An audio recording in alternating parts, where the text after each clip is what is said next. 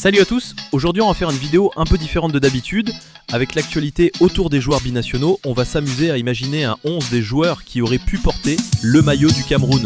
Ça vaut le coup de se pencher sur l'histoire et sur ce que ça dit du football camerounais. C'est parti.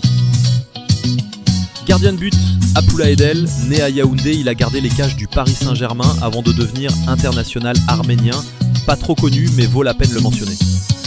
En défense, William Saliba, le rock d'Arsenal d'origine camerounaise par sa mère, il est aujourd'hui un cadre de l'équipe de France. À ses côtés, Jean-Alain Boumsong, né à Douala, il a fait une grande carrière en France, en Angleterre et même à la Juventus. Son cas avait fait beaucoup débat à l'époque aussi. Jan Bissek complète notre charnière. Né en Allemagne de parents camerounais, il s'impose aujourd'hui à l'Inter Milan. Grand, puissant, déjà taillé pour le très haut niveau.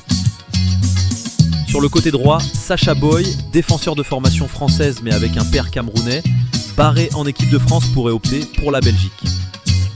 Au milieu, Aurélien Tchouaméni, patron du Real Madrid, il est déjà une référence mondiale. Sa présence dans notre 11 imaginaire change tout l'équilibre du jeu. Devant lui, Kylian Mbappé, oui, le capitaine de l'équipe de France, fils de Wilfried Mbappé, originaire du Cameroun. Sa vitesse et son efficacité auraient transformé l'attaque camerounaise. A ses côtés, Brel Mbolo, né à Yaoundé, devenu international suisse, un attaquant complet, puissant et généreux dans l'effort. Un autre nom à l'attaque, David Ngog, lui aussi comme Ekitike, ancien joueur de Liverpool et du PSG. Il avait été annoncé un temps avec les Lions mais ça ne s'est jamais concrétisé malgré de nombreux contacts. Et bien sûr, Hugo Ekitike, né en France de parents camerounais, il vient de signer à Liverpool. Son cas fait débat aujourd'hui car il a longtemps visé l'équipe de France. En bonus, un clin d'œil, Vinicius Junior, l'attaquant du Real Madrid et du Brésil, a des racines lointaines au Cameroun, plus précisément chez le peuple Tikar. Bien sûr, il n'aurait jamais été éligible, mais c'est une anecdote qui montre l'ampleur de la diaspora camerounaise.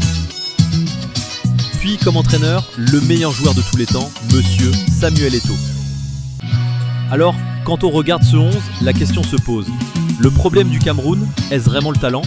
Clairement non, le talent existe, il est même partout. Le vrai défi, c'est le développement au niveau local et cela comprend les infrastructures, centres de formation et la détection des talents.